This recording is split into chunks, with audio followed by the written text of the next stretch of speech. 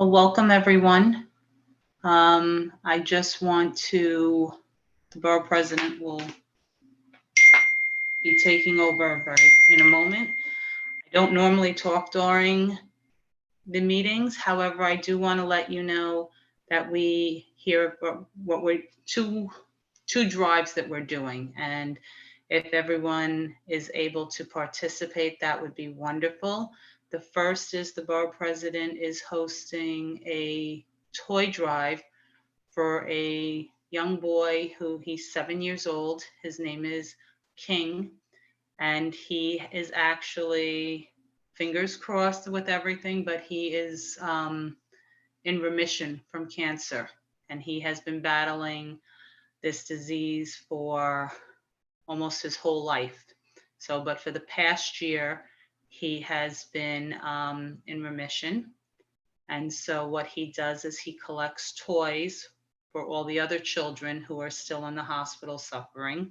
So we do have a box in the lobby of Borough Hall. We are running it through the end of October. So if anyone wants to donate, the toys are greatly appreciated.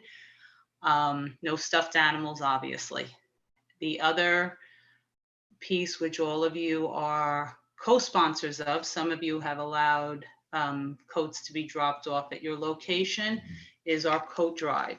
And it's the Borough President and the 14 Queens Community Boards. We are accepting new coats only. So I want to thank you all and also encourage everyone to get that flyer out so that we can provide coats to those in need this winter season.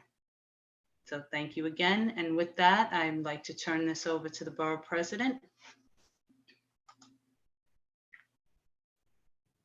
Good evening, everyone. Welcome back to our Borough Board. It's wonderful to see everyone. I see that we've been joined by some council members or representatives thereof. I see Councilmember Adrian Adams, welcome. I see Ari Gershman, a representative on behalf of Councilmember Grodenchik. Is that right? Okay. Correct, thank you. Welcome, Ari, good to see you. And wonderful again to see all of our chairs. I see that my chief of staff has gone through some of our drives underway, the toy drive for kids fighting cancer, led by one of our own constituents, 7-year-old King Singh and his family, as well as our coat drive, because we know that the winter months are coming, and it's going to be really tough, considering especially the ongoing pandemic. As many of you know, as many of you saw with me, a lot of the lines around the food pantries are only getting longer and deeper. And so we want to be helping to stem those tides on the horizon as well. So thank you in advance. And thank you to all the community boards that are partnering on especially the coat drive, and especially some of the boards that have offered up space to collect those donated brand new coats. Thank you so much for that. We have only one item on the agenda, but very, very timely and very important. And so we are delighted to welcome today from the Queens Borough Administration of the New York City Board of Elections, Bart Haggerty. Mr. Haggerty, welcome. As everyone knows, the Board of Elections is everyone knows what the Board of Elections does, so I won't go into all that. But just a reminder to everyone that early voting begins this Saturday, October 24, goes through November 1st. I know in Queens, we have about 18 early voting sites, and we'll go more into that after Mr. Haggerty's initial presentation. And so without further ado, Mr. Haggerty, the floor is yours. Welcome. Thanks very much, Madam Borough President, and to the council members who are here, as well as their staff and the community board chairs. I'm happy to be back at the Borough Board. I know there's a lot of familiar faces here to me. Those of you who don't know me, just by way of background, I was the chief of staff to a member of the council prior to coming to the board. I know a lot of you, Betty Brayton in particular in that capacity, but certainly lots of other folks as well. I've been at the board for the last 6.5 years, and it's certainly been eye-opening to see firsthand. I was involved obviously in government prior to that and in politics prior to that, but I don't think people really have an understanding of the inner workings of this particular process until you actually see it up front and close.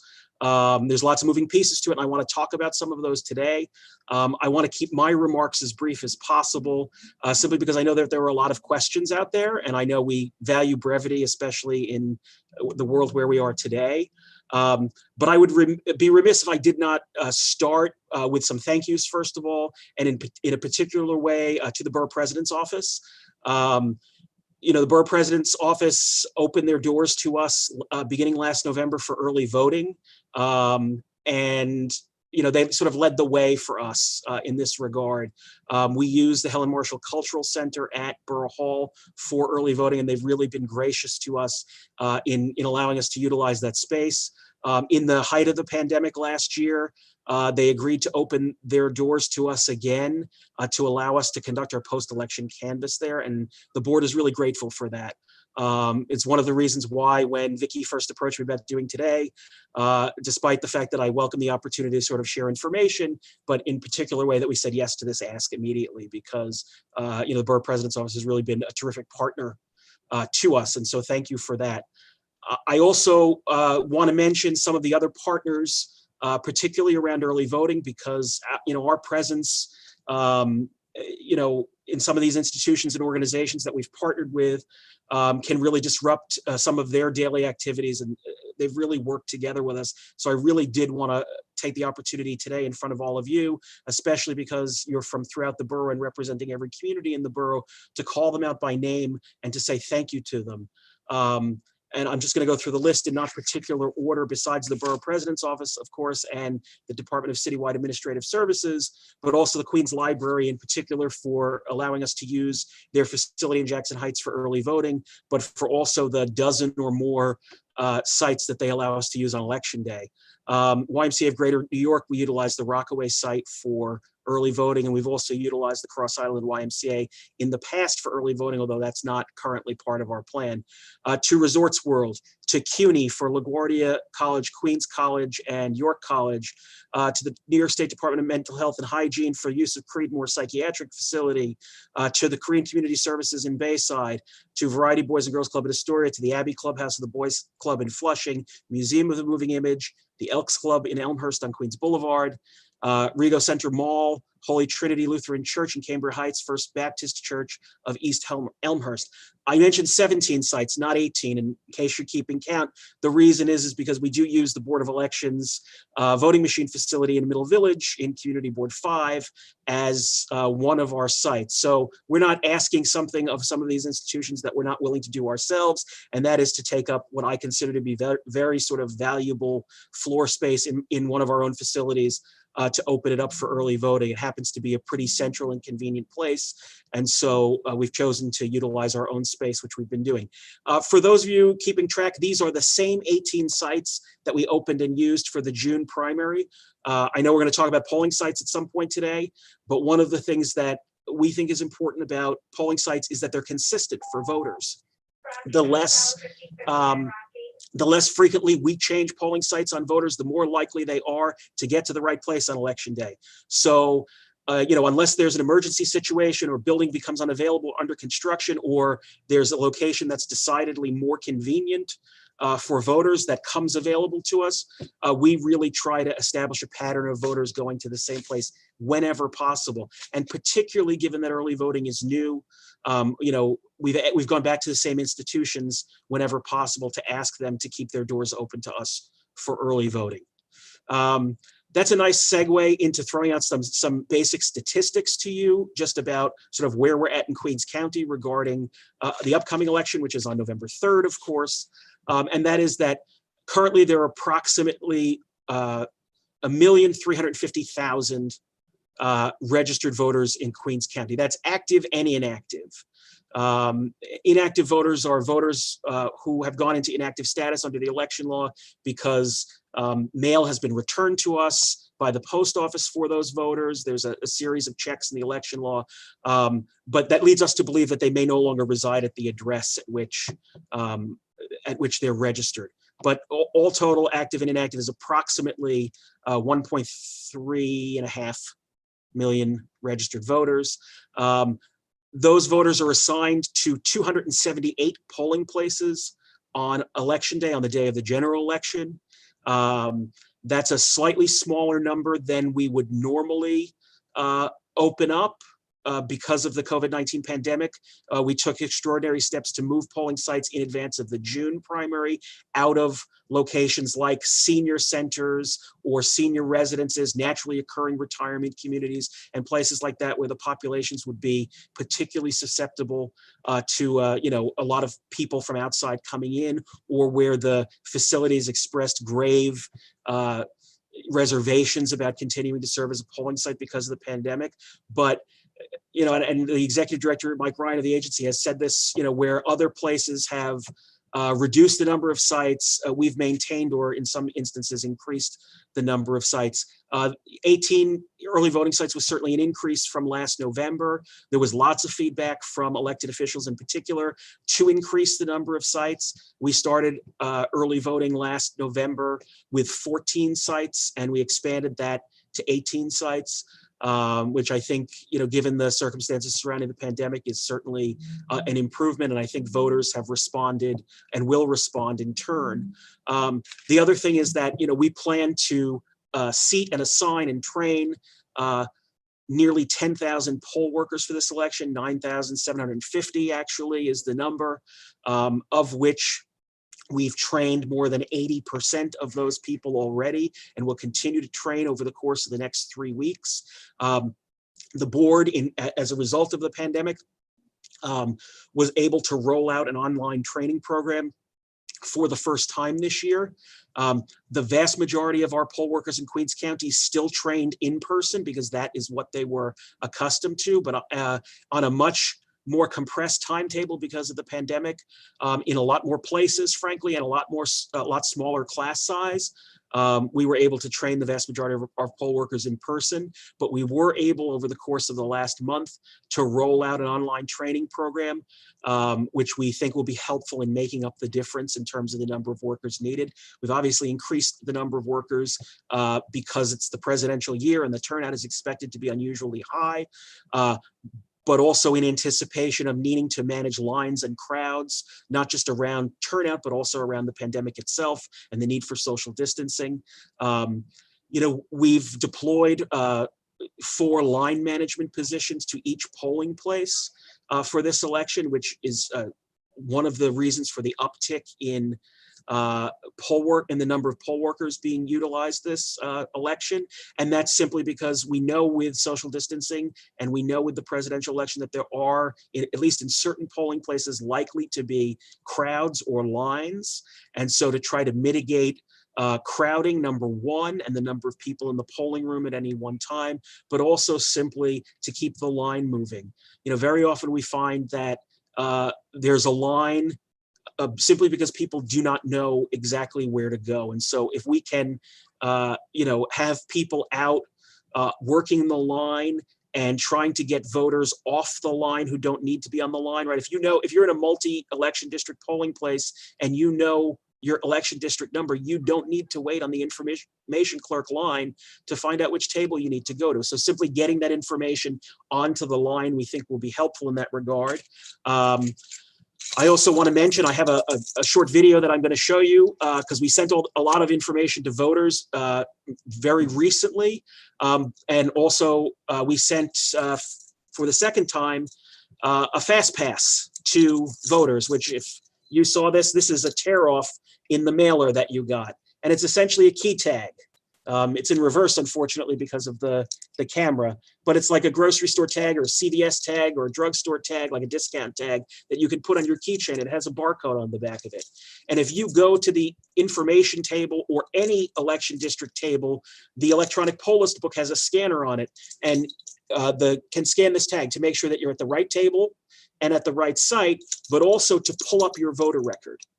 What this will do is this will eliminate human error in a lot of instances where the poll worker misspells a voter's name when typing it in, or mishears the voter's name when typing it in. And what we think it will do is cut down on time. It's purely optional, by the way, right? No voter is required to bring this, just as no voter is required to present ID under normal circumstances when coming to vote, but it's a FastPass. So we're calling it a FastPass tag. And what it does is it enables the poll worker to pull up the record immediately, the right record immediately. If we could shave 5 seconds off every voter's experience in the city of New York by utilizing a FastPass tag, there would be virtually no lines on election day. So we actually attempted to pilot this for the borough presidential special election in March in Queens County. That didn't happen, although we did have 2 early voting days for that election before it was canceled.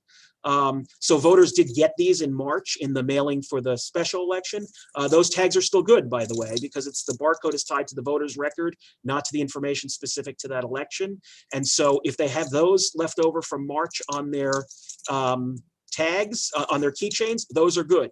But every voter who was registered in the city of New York in early October received one of these in the mail. And so we hope voters will avail themselves of the opportunity to use these, because it really is really seamless and works really well. I'm going to try to share my screen with you and show you a very brief informational video that we put out on social media and other media outlets in advance of the dropping of this mailer to all the voters in the city of New York, which talks about the FastPass. So just give me 1 second, please. I can find the right place to go.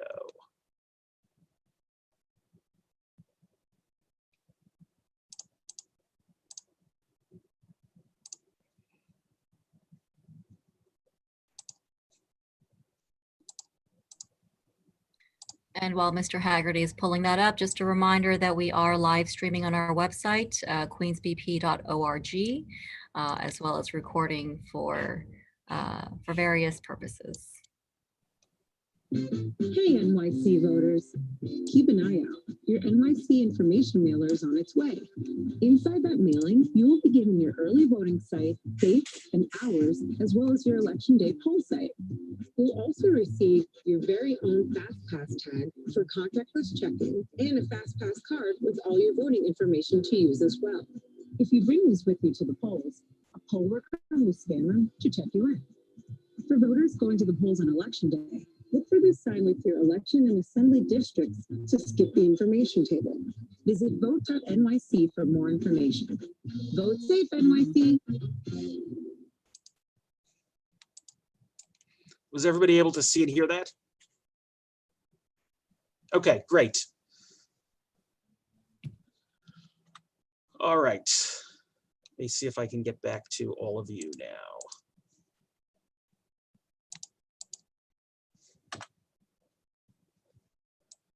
Okay, can everybody see me again and hear me?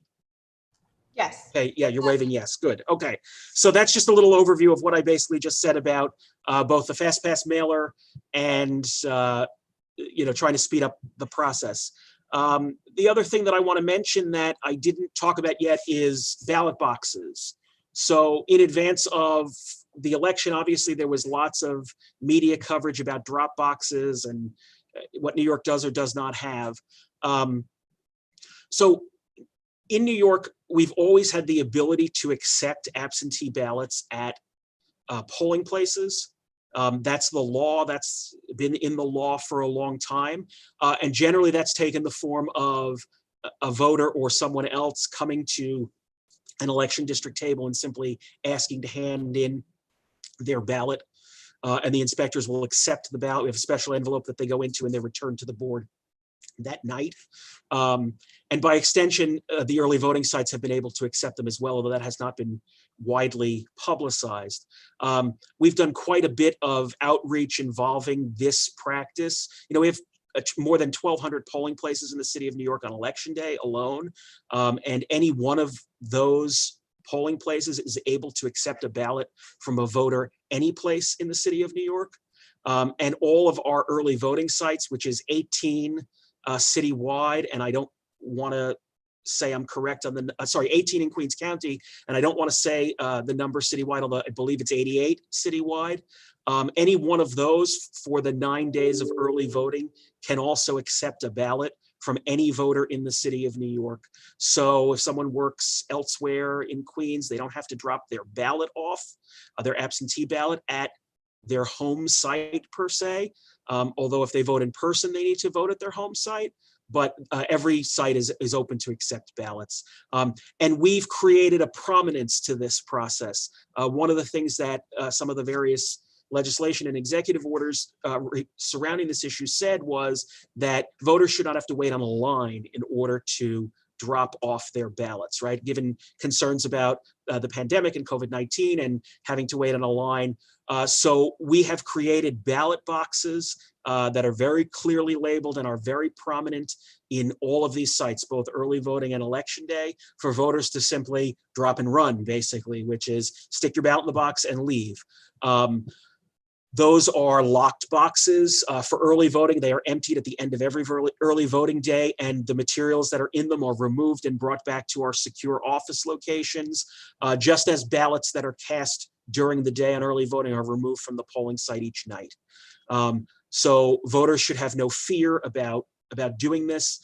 They're all in obviously secure locations where there are lots of people and lots of bipartisan teams of board staff and inspectors and a police officer, sort of overseeing the security of these during the voting day. And then, the board's normal security protocols involving the transportation of ballots are in play at the close of polls each night. So we think this is, if people are concerned about mailing their ballots back or getting them back or having to vote on election day or having to wait on a line to go and vote, we think this is a good alternative for people in terms of getting their absentee ballots back to the board.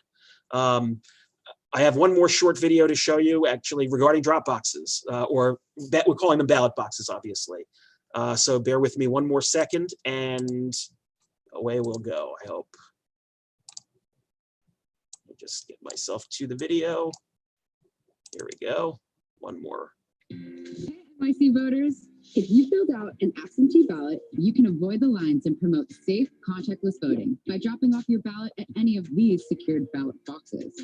These boxes can be found at all early voting and election day poll sites, as well as any election board office. Just remember that on election day, not all early voting locations will still be open for drop-off. So be sure to visit findmypollsite.vote.nyc to confirm the hours and location for the ballot box closest to you.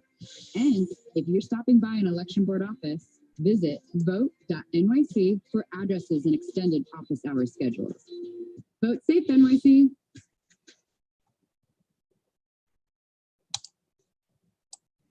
Okay.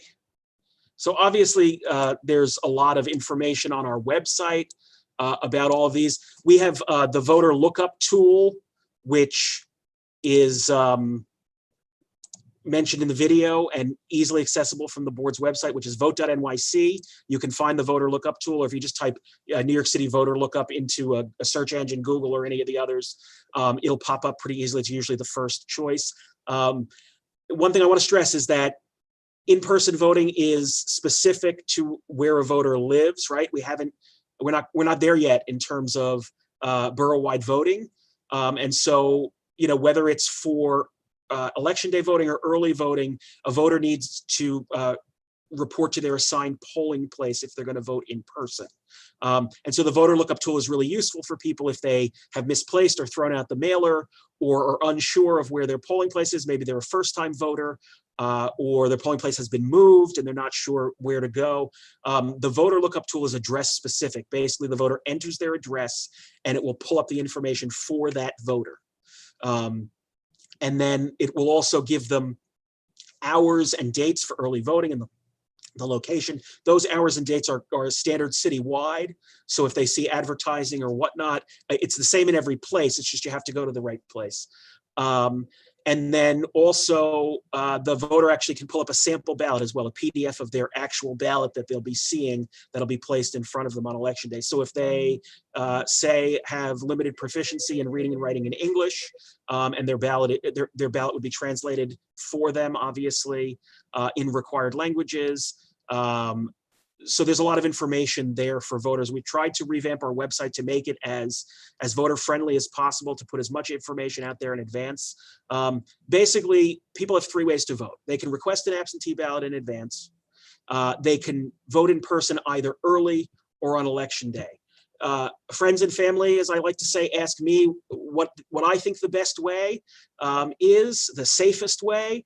And certainly if you have reservations about voting by absentee, which I don't, but if a voter has reservations about voting by absentee and is afraid of crowds or interacting with lots of voters on election day, early voting is a really great choice. I would certainly suggest, especially for the electeds out there, that if your constituents are asking you, encourage them to vote early. It's really the place that we have the most underutilized bandwidth for voters. And I chose those words carefully because we piloted it, rolled it out for the first time last November with a lot of coverage around it. I mean, really a lot, right? And it's a wonderful thing. It really is. But it was largely unutilized. Maybe about 10% of the people who showed up to vote last November, which was a small election to begin with, about 10% of those folks voted early.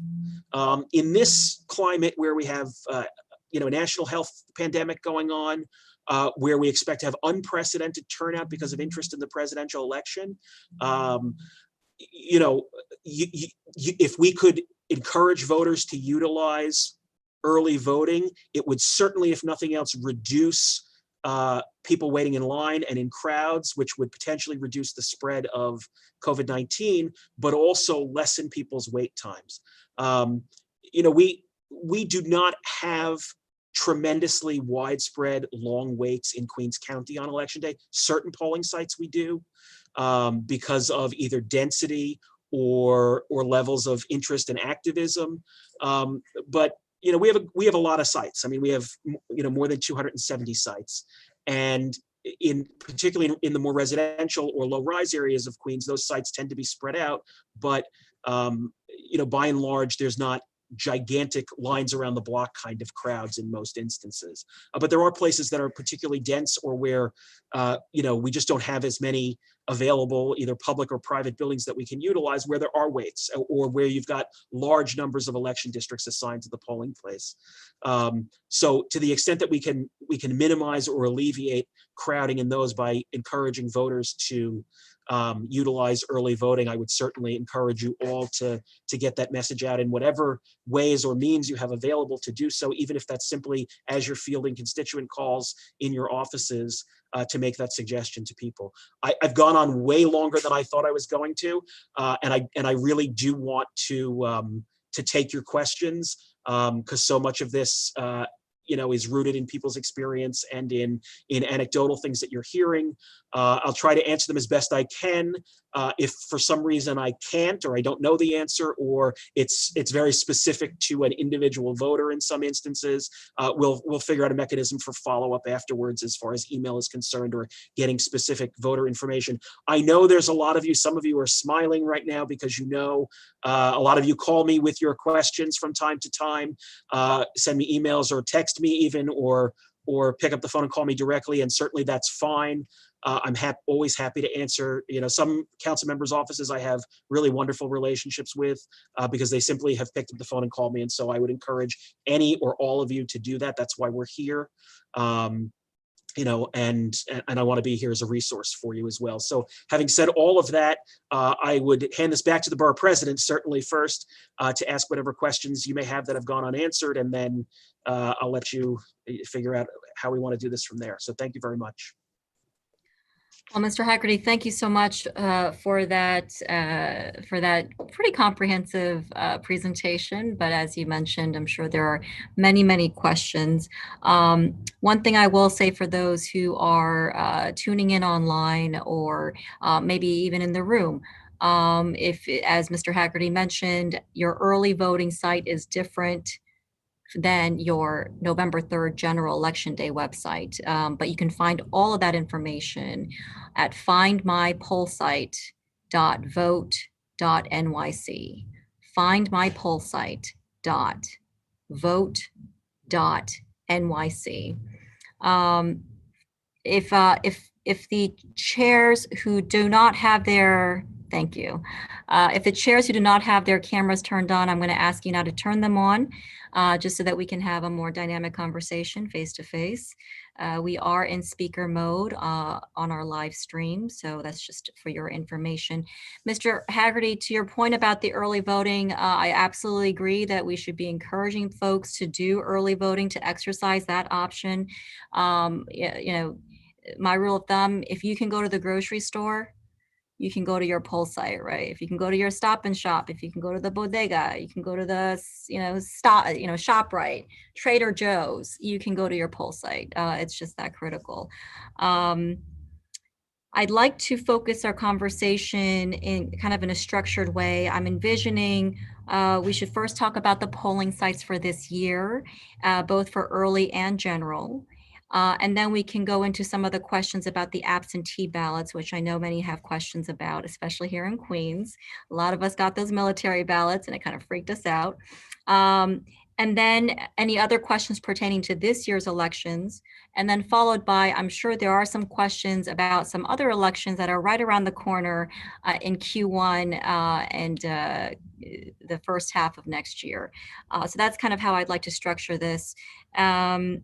And I just want to verify, Mr. Haggerty, the numbers you're breaking down about our Queens voter roll, could you just run those numbers again in case people missed it? I do see Sure. that Councilmember Danique Miller has joined us, and I do understand that we also have a representative from Councilmember Bob Holden in the room as well. Mr. Haggerty, the voter roll information, please.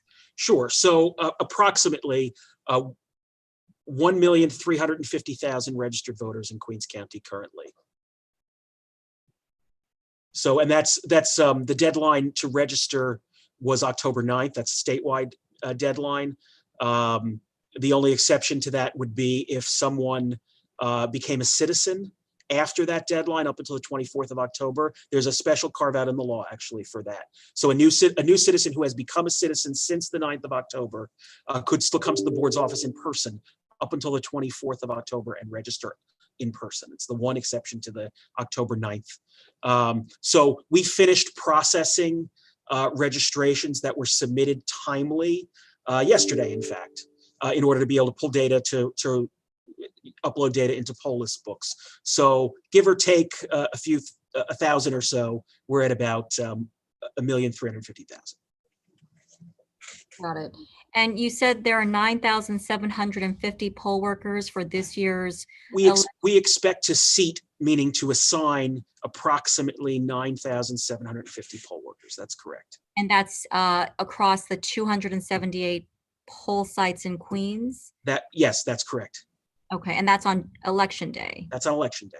But does the 9,750 include the poll workers at the early voting sites? So no, because obviously that's spread out over 9 days. So we don't include those in our count for election day. Approximately between 500 and 600 poll workers a day for each of the 9 days.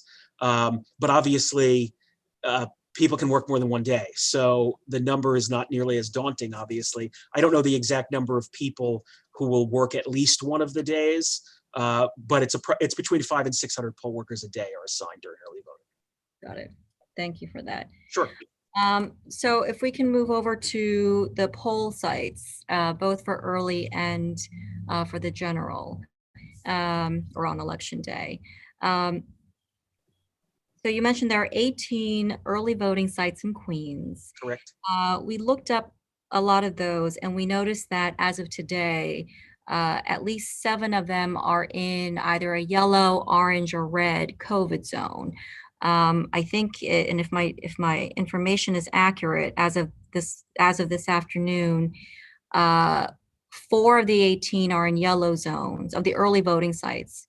4 of the 18 early voting sites are in the yellow zone.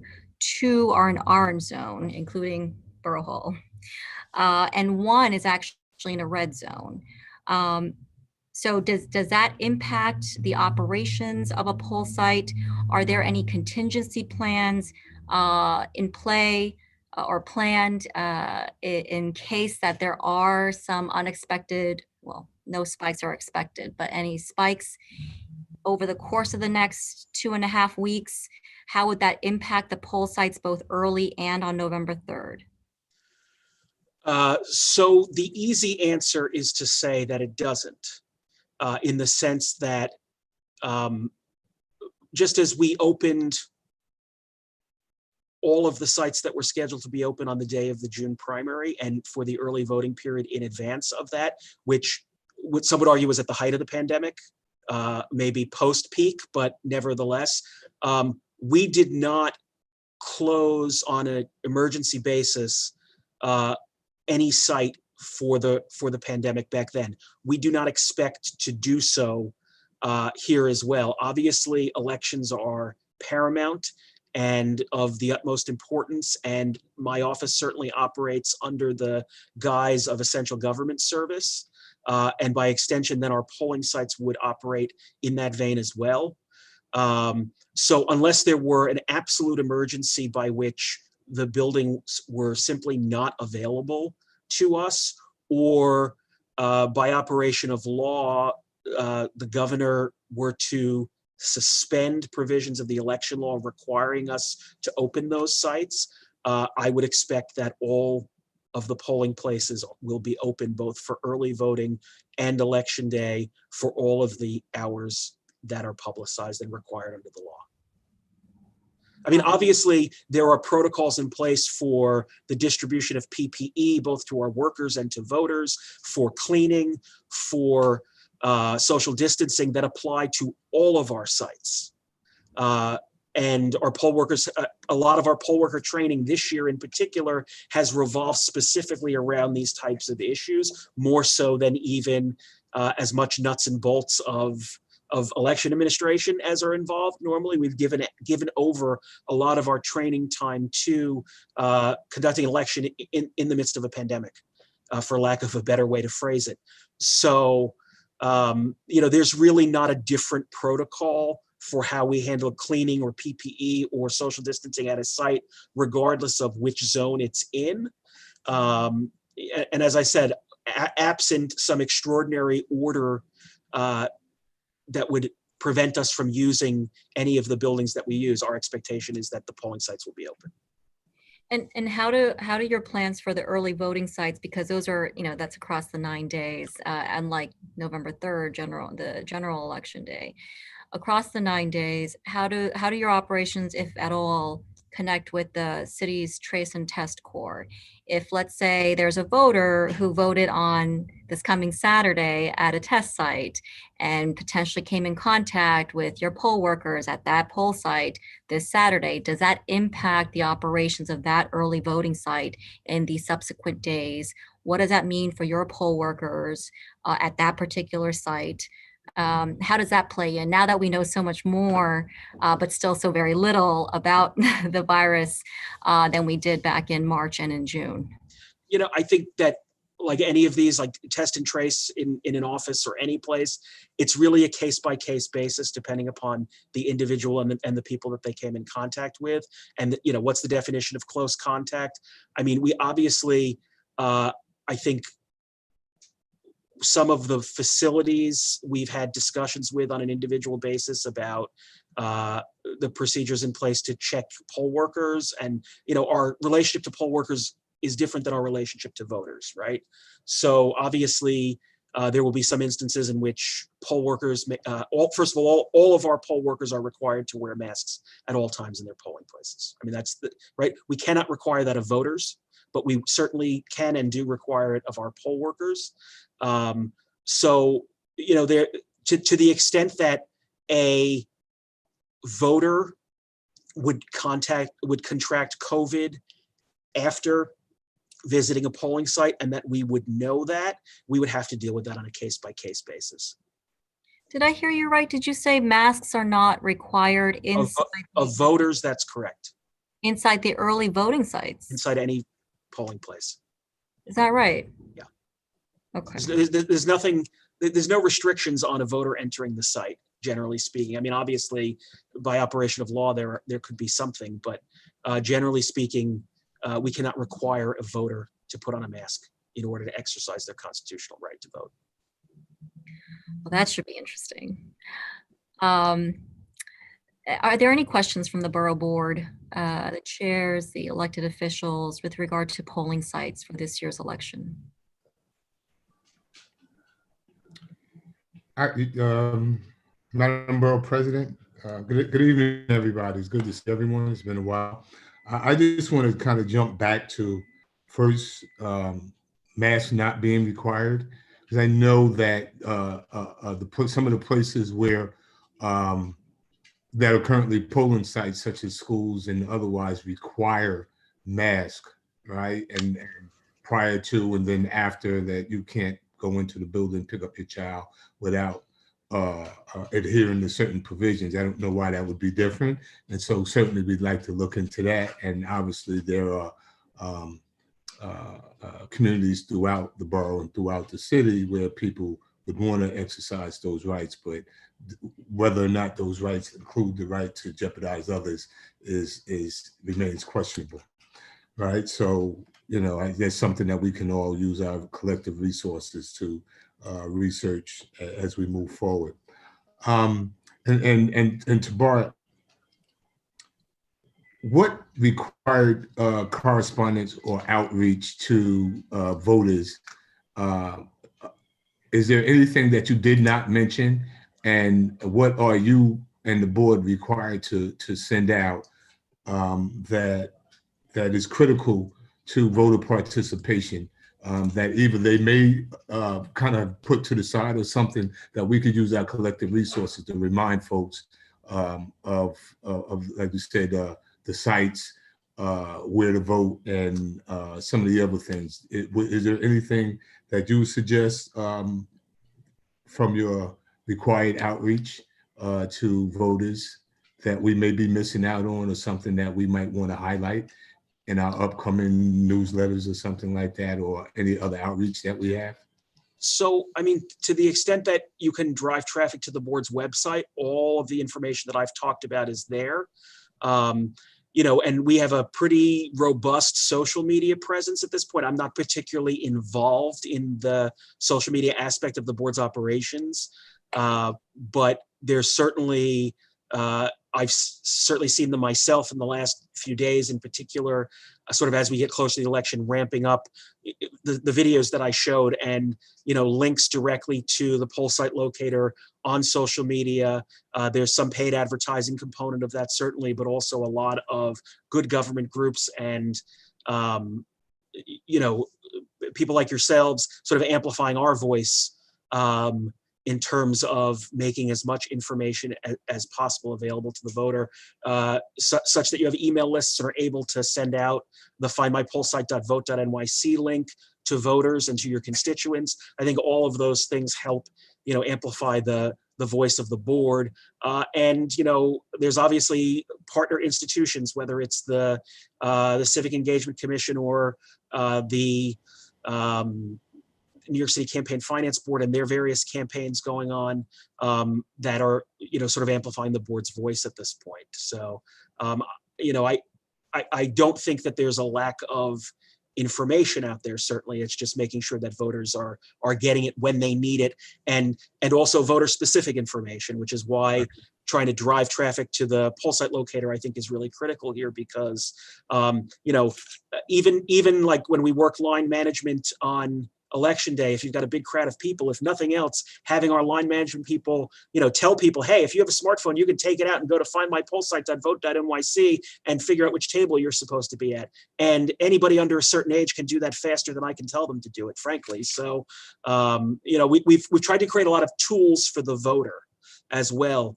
so that, you know, given sort of the pandemic and where we're at, that a voter doesn't have to, frankly, interact with anybody at this point. The whole point of the absentee process was designed so that a voter could, like, you know, call us up or go online and request a ballot, which the postman would put in their mailbox, which they could theoretically put back in their mailbox and send back to us without ever having to leave the house.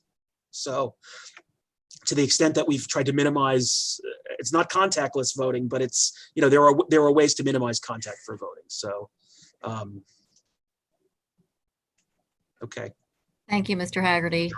Any other questions from perhaps Councilmember Adams or any of the chairs of the Borough Board regarding polling sites? Borough President, this is Dolores Orr. And Bart, if you don't mind, I want to just talk a little bit about when they don't wear the mask. I'm an Sure. adjunct trainer for the Board of Elections, and I'm also a site coordinator. So there is procedures in place. If we offer the mask, we have masks all over the polling site. If a voter declines, as Bart said, by law, we can't deny them their right to vote, but we have a procedure where we take them 6 feet from everyone, and someone will walk them through each of the stations that they make no contact with anyone else in the polling site more than, they have to be 6 feet away from them. So someone will be assigned to take that voter to each of the necessary stations for them to vote, keeping them 6 feet from everyone. So that's what we can do to comply with the law to allow them to vote under the Constitution. And Chair Orr, is that specific to the poll sites that you're aware of, or is that across? That's across the board. Mhm. That's correct. Yep, for the whole city. Thank you for that. Okay. Borough President Betty Brayton from Board 10. Yes, Chair Breton. I thank you, Mr. Haggerty, for your excellent presentation. I have a question in regard to the early voting sites. Yes, we can check an individual voter's location by going on the website and doing that. But is there a way for the boards to get a list of poll sites in our districts and where their early voting sites are? You said it was by poll site, was assigned to a specific early voting site. It would be helpful if we had that information so that we could say, if you vote at this school or this place, your early voting site is. So there is such a list does exist. How do we access it? Yeah, no, we just have to figure out how to, I'm sure I can figure out with the Borough President's office how to get it out to all the community boards. So Get it to the Borough President, she can get it to us. that's fine. It's no problem. That list exists. And it's basically like, if your election day site is PS2, for Whatever, instance, your early voting site is. Yeah. And one of the things that we did when we built out the system of early voting sites with really only 1 or 2 exceptions, we kept election day sites intact. So it was very easy to communicate to voters in that way, right? From a messaging perspective, my home polling site happens to be PS 101 in Forest Hills. And all of the election districts assigned to PS 101 in Forest Hills are by definition assigned to, as it turns out, Borough Hall is my early voting site. And so one of the reasons we created the system that way, as opposed to trying to split up EDs from an election day polling site into multiple sites, was exactly for the ease of this kind of communication. Right, So that whole we'll site make sure- goes to yeah. one. Yeah, we'll make sure that list gets to you. In Queens County, there's one exception to that. It is what it is. We'll figure that out. Okay. Thank you very much. Sure. And Chair Brayton, just to clarify, so you're looking for the list by, In other words, however they have it, PS whatever, if you vote at PS whatever and you want to early vote, you can Oh, here, early yeah. vote at Resorts World, you can early vote at the Y or wherever, because we are getting a lot of questions about that because Right. a lot of people don't read what they got from the Board of Elections. yeah. And, we can look it up specifically for an individual person, but if we could disseminate that more broadly, we'll Right. reach more people. Understood. Thank you for that. Any other questions or comments about polling sites early and or November 3rd? Chair Kelty, Board 7. You are on mute. If you will unmute yourself, please. Thank you. I appreciate it. My concern that you have regarding the mask, not wearing masks, I understand that. I just want to make sure the police department's all online with this because everybody's going to be running over to that poor officer, demanding that they throw the person out of there and stuff like that. Me, I would be sitting outside waiting for that person to come out the door without the mask on and then give him a summons. So we encourage him for being stupid on one way versus the other. But unless you get the police department, they know online and they've been told this, you're going to have somebody, or you're going to have a battleground by when somebody comes up and says they should be allowed to be in the building. So I just want to make sure the police department has been aware of what's going on. Yes. Okay, thank you. Yeah, I mean, our executive management of the agency, meets communicates pretty regularly, meets pretty regularly with folks at 1PP. So such that we've been able to communicate protocols to them. We communicate with the department regularly specifically about election day, and early voting. That's such a great point, Chair Kelty. Thank you for bringing that up. You're certainly not unfamiliar with what happens at the poll sites. Any other questions or comments about poll sites? Chair Deller, Board 2, please.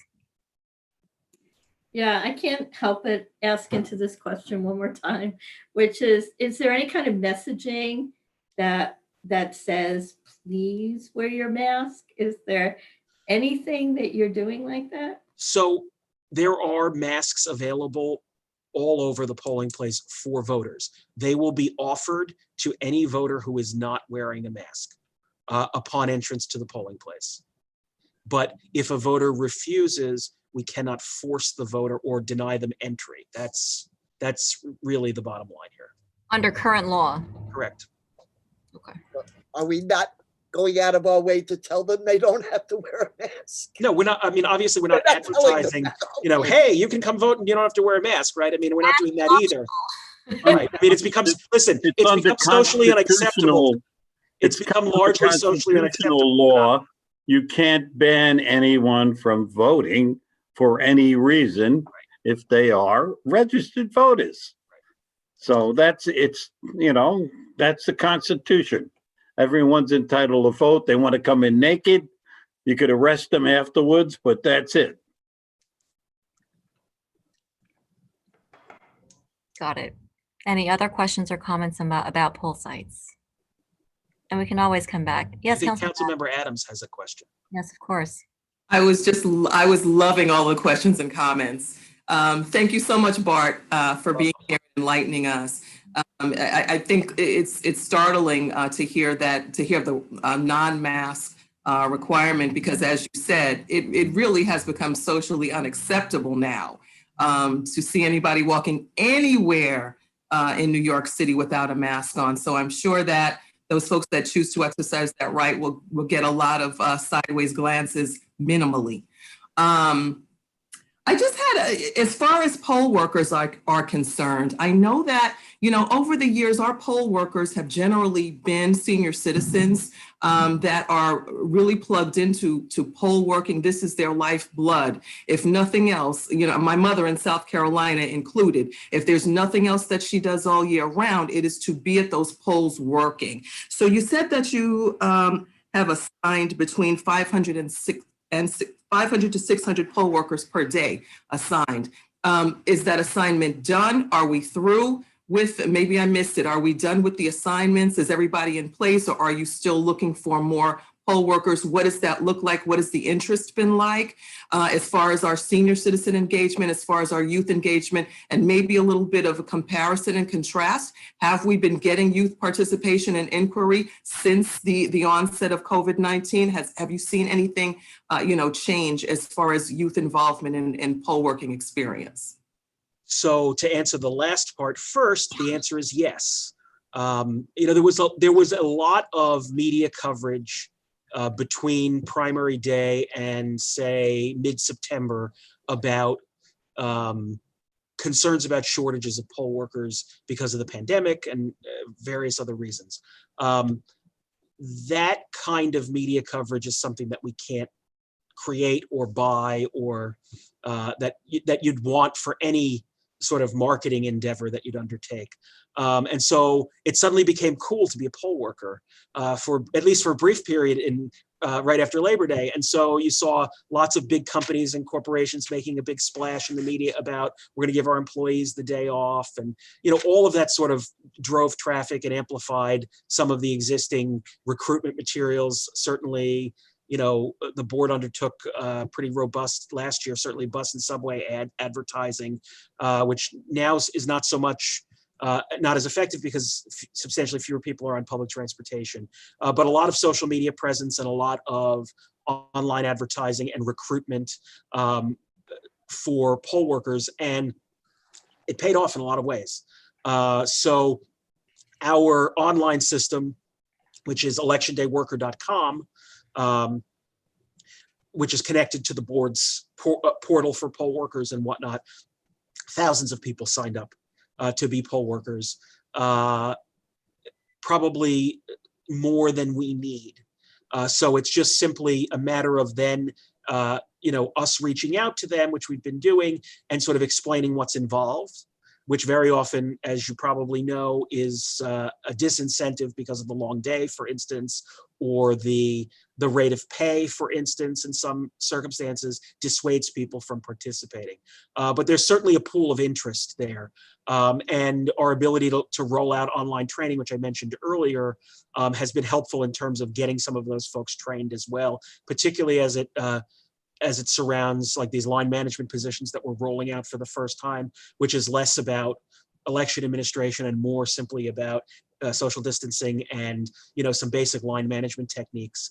So I'm cautiously optimistic that we will have a sufficient number of people and a sufficient number of people trained. We also always seat a pretty substantial and robust standby pool of workers. This is not necessarily common knowledge, but it is part of our normal protocol for an election to seat several hundred standby workers. With any sort of employment endeavor, especially in big numbers, especially where it's a one-off on one day, your no-show rate is pretty predictable under normal circumstances. And in a pandemic, you have to assume that it's going to be higher for any number of reasons on any given day. But on election day in particular, we seat a rather large, to the tune of several hundred workers, standby pool who report to a specific location. Obviously, in this case, the social distancing involving the standby pool becomes an issue as well, but it's a rather large Parks Department facility that we utilize that could accommodate several hundred workers socially distanced. And we dispatch those workers to sites on a call-in as needed basis. So if a polling site coordinator calls up our system that we have in place for tracking problems on election day, that information gets communicated directly to the standby site, and then we have a series of transportation set up at the standby site to transport workers to sites as needed. So, and that's a normal thing that's in place for us on election day. The need for it is probably greater because of the pandemic, and I believe we'll have sufficient workers to staff that adequately. So I don't think we really have an issue with the number of poll workers, and we still have for election day, 2 weeks. We'll do training up through the weekend before election day. We almost always do. And so as far as election day is concerned, I think we're in good shape. Early voting, we have tons of people trained because obviously we have people who have worked it before, and our assignments are not 100% complete for early voting at this point, nor for election day, obviously. But certainly by today's Monday, by Wednesday, Thursday at the latest, those assignments are complete. But we also, because early voting is conducted over a number of days, obviously there is a call out and then backfill procedure in place as well. So somebody calls us comes on Saturday and says, "Oh, I was supposed to work tomorrow, but I can't." Right? We have the day before to call somebody else and put them in their place, and we do that pretty routinely. Somebody gets sick, somebody has a death in their family, whatever the family emergency, whatever the case may be, those things happen. And so because we have the advantage of time with early voting, or at least a day's notice, generally, we also seat a very small standby pool for early voting each day as well. So we're pretty equipped to deal with that. Do I need more workers for early voting? Probably not. There's a lot of interest in early voting. People view it as an opportunity to make money, frankly. And, we certainly give some preference to people who are able to work every day, because obviously repetition over time, like with anything, makes for better poll workers. It just does. So we try to give everybody who's interested some opportunity, but certainly a poll worker who can work, 4 or more days would be someone who would be preferable to somebody who can only do it for 1 day or only on the weekends, which are very popular, that kind of thing. So I have a question. Thank you. I have a question that might help us segue into absentee. You mentioned that each of the early voting as well as the general November 3rd polling sites, there will be a drop-off box, official drop-off box, where voters can drop off their absentee ballots instead of going, in and staying inside. Those absentee ballots collected at the poll sites on November 3rd, when are those counted? So they're counted when all absentee ballots are counted, which is as part of the post-election canvass. So sometime after the election, depends on, this year it will probably be sooner than 8 days, but it's normally begins 8 days after. Just like the absentees that are returned by mail, military and overseas ballots, they're all counted as part of the same process. Got it. Thank you. Yeah, but I want to be clear that they're all counted. Obviously there's a validation and invalidation procedure and whatnot that they go through, but those that are deemed valid are all counted. There's some mythology out there that we don't count absentee ballots unless the race is close. That's not the case in New York State. New York State, all absentee ballots are considered part of the official tally that we certify at the end. It's why we only release, one of the reasons we only release unofficial results on election night, and that official results are often not available for several weeks after the election because they are added to the total ultimately. Well, here in Queens County, we are no strangers to absentee ballots. That's true. So if election day is November 3rd and you said 8 days, so the count of the absentee ballots begin November 11? So that's, I don't want to say specifically what the date is because I think there's still some negotiation going on. Obviously, there's concern about us getting this done in a timely fashion. I'm not going to characterize it one way, fast, slow, whatever. The process is ultimately going to take the amount of time that it takes, but it's getting it done as quickly as possible while maintaining the high standard of accuracy that we hold ourselves to. So I do know that there has been some talk of trying to move that schedule up from what it would traditionally be, which was 8 days after. The reason for the 8 days normally is that that's the deadline for us to receive ballots which have been postmarked timely. The only exception to that is military voters have a longer time in the presidential year specifically. But normally we wait until everything is sort of back, like more or less back, and then we start counting. I think there's some talk of making it more of a rolling canvas of those ballots as they're coming in. There are advantages and disadvantages to doing it either way, but obviously the more runway we can give ourselves in terms of time, the better. So I think that's still an open discussion that's taking place. And speaking of military ballots, a lot of our voters here in Queens, when they received their absentee ballots, it said military absentee ballots. There was a lot of confusion. Could you tell us exactly what happened? Sure. And in particular, what voters can do with that military absentee ballot? So voters who receive those ballots should cast them. And I want to be clear about that. So there is no difference in Queens County or citywide for that matter between the absentee ballot that absentee voters receive and the military ballot that military voters receive. It's identical. And the ballot should have been more correctly labeled either military and absentee or military/absentee. That's the bottom line. We've obviously received tons of calls and emails about this, both from elected officials, constituents, voters. It's just simply unfortunate and inelegant or inartful a mistake, however you want to characterize it. I'm not going to disagree with, but there's no difference between that ballot. People have called me up and said, hey, send me the correct ballot. And I said, we did send you the correct ballot. And so people should cast them without fear, because part of the unfortunateness of this is that the climate is such that people are looking at things that normally, would be perhaps less of a consequence to them. But anything that might question the validity of their vote, they're concerned about, and we certainly understand that. And it's just unfortunate, but everybody has gotten the same message on this, which is the ballots are valid. You should cast them without fear. If I send you a replacement ballot, I'm going to send you the exact same ballot. So, it's just that there's not a special ballot for military voters in this election. Military voters have certain rights under federal law in terms of how they can apply for and receive their ballots, but the ballot which they receive is identical to that of an absentee voter. So, any other questions or comments about Yes, absentee? Borough President. Bart, can you give us a ballpark figure as to how many of our 1,350,000 voters have applied for absentee ballots? I actually can, Betty, and I'm surprised that I didn't throw that statistic out to you beforehand. It's one of the things that I decided not to mention. So as of this morning, I have my Post-it right here. I looked them up before we started this because I knew this was coming.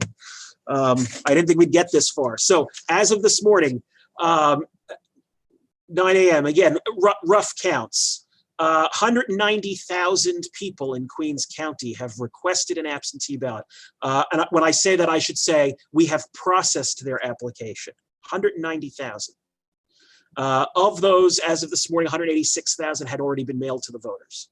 So to give you an idea of the board's operation, we're pretty up to date on our processing, right? So, and I say that with a little bit of a pat on the back simply because I know we were criticized prior to the June primary. We had a substantially compressed timetable to get absentee up and running sort of en masse for the first time, right? We've done, I think, a better job of sort of front loading the process and giving people more time to apply and getting ballots out and whatnot. So we've got 186,000 of those already in the mail, and obviously the remainder on their way. The interesting statistic, I think, is that of those ballots that have gone out to voters, already 50,000 of them approximately are back in the board's possession, cast by the voters, 25%, more than 25%. This far out from the election, I think that's an extraordinary figure.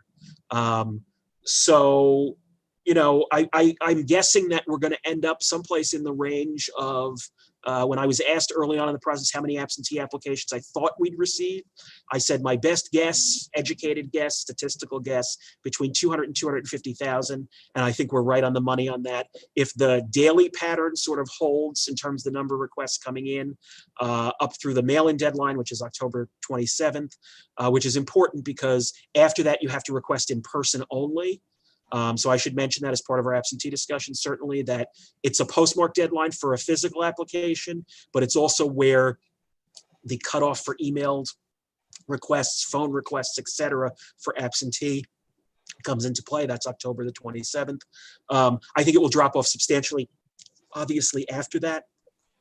But we're processing between 2,000 and 2,500 applications a day in Queens County out of my office. So if that pattern holds, we would end up, I actually spouted this statistic a little earlier, someplace in the range of 210 to 215,000 applications. It's my best guess. Hi, this is Renetta English. I have a question.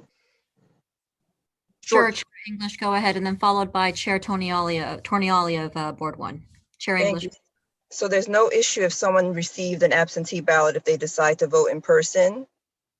That's correct. So no one's breaking the law if they request an absentee ballot and then decide instead to go vote in person. We have a longstanding and robust system in place whereby the ballots are checked against sign-ins either for early voting or on election day, specifically for this purpose. And a voter who signs into the poll list book either at early voting or on election day, their absentee, if it's been returned by the voters, automatically invalidated for that reason.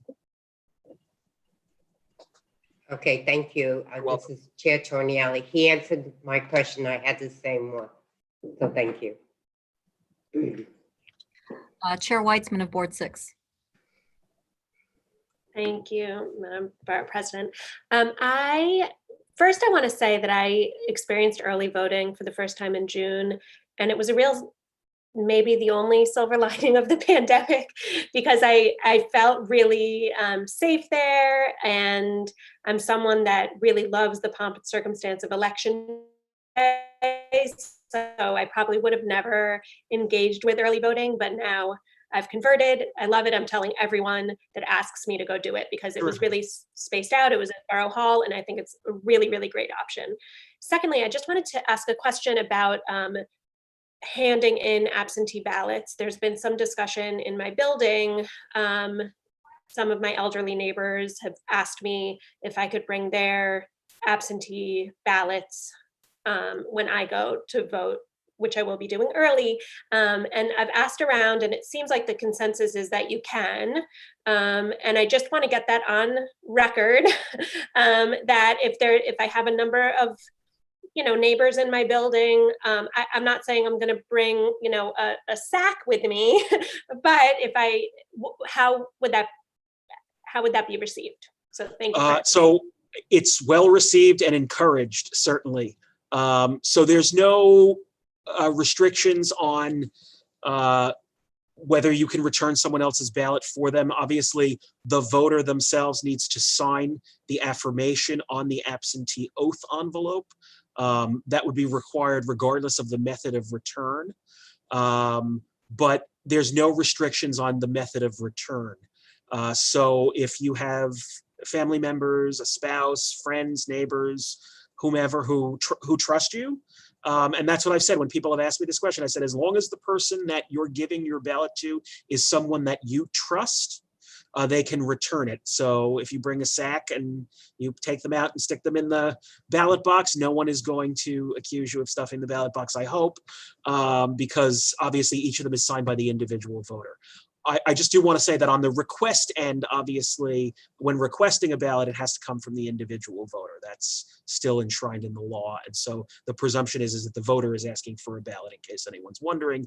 But on the return, since we send those ballots to voters or give them to their authorized representative in writing, obviously we have a verification protocol in place post-election. That's why they're in envelopes and not just simply loose ballots. We'll go through our normal checks, obviously, with those ballots. But yes, you can return as many as people entrust to you. And I think it's a great idea for people, especially people who live in, co-ops, condos, rental apartments, group living, any kind of group living like that. I think that's a nice neighborly thing to do. It's sort of very civic-minded. So, thank you so much. Yeah. Any other questions or comments about absentee ballots?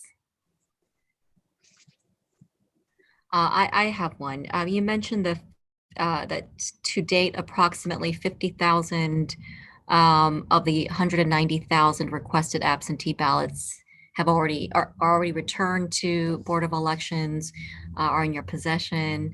I'm sure in safekeeping. Double locked rooms as required by the election law.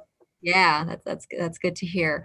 Those are very precious votes. The governor signed into law requiring for the board to notify voters in the case where if an absentee ballot is deficient, right? So if there's like a unsigned ballot or non-matching signature, et cetera. I understand the governor had signed into law a requirement for the board to notify voters within 24 hours of identifying that deficiency and to give them an opportunity to cure their ballot, if you will.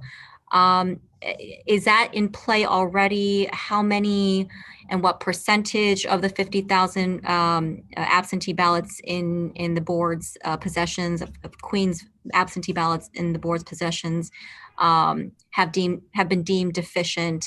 How many have been cured, if any?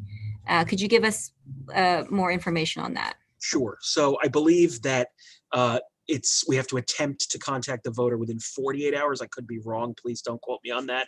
And that's initially by phone or email if we have the ability to.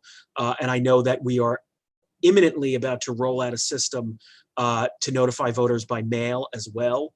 So we have not officially deemed so the canvassing procedures of the board, the election laws say that the board's staff have to make a preliminary determination as to the validity or invalidity of the ballot, which is obviously subject to challenge at the canvass procedures of the board, without getting too technical about it. Based on a rough count, I believe that of the 50,000, less than 2,500 or less than 4% of them will be deemed preliminarily invalid and subject to cure. We are going to begin to undertake the timetables for that cure process imminently. Obviously, it's a new process, so it's taken some time to roll out. And given sort of the volume that we work at in New York City, it's not realistic that we could do this manually in all instances. So I know that I haven't personally been involved in the design of the process, but I'm familiar with what the process envisions. And I believe obviously that we're going to comply with what's contemplated and what's required under the law. So, we have not initiated the cure process with any voters yet, but I certainly believe that imminently, like in the next 24 to 48 hours, that process is going to begin. And voters then have 7 days from, I believe it's 7 days from the time we initiate the cure process. Why we haven't initiated it, because we want to, make sure we've perfected it and have it ready to go so that voters have the opportunity to do that. There's a series of reasons why something would be ruled invalid on a preliminary basis. It's as simple as somebody forgot to sign the envelope, which happens. And we redesigned our absentee ballot envelope, again, based on feedback that we received during the June primary, to try to make it more user-friendly and to identify clearly that the voter needed to sign the envelope. But that's probably the most common reason. Occasionally, voters forget to seal the envelope, that kind of thing. So we'll avail voters of every opportunity to either come in person and cure. They can email, fax their cures in, show up in person and tell us, sign a statement. There's a lot of different provisions in the law, but it's a relatively small number when you consider the volume and the percentage. We're not in the business of disqualifying people's absentee ballots, believe it or not. So. And did I hear you right? So approximately, but that's just an estimate, of course, you foresee about 4,500. Was that No, right? 2,500 of the current. It's less than that. I have a preliminary count. Okay.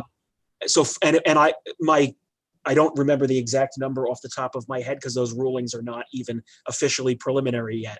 But I believe that the number will be someplace between 2,000 and 2,500, so between 4% and 5%. And so when you say the cure, the cure process has not started, meaning we have yet to, or the board has yet to identify even which absentee ballots in hand are deficient? No, we've begun that process. Started that. We have not begun the notification process to voters yet. Yeah. Okay. Yeah, that's why I can give you that number. That number is pretty close to being on the money. So. Thank you. Thank you. Great. Any other questions or comments about absentee ballots?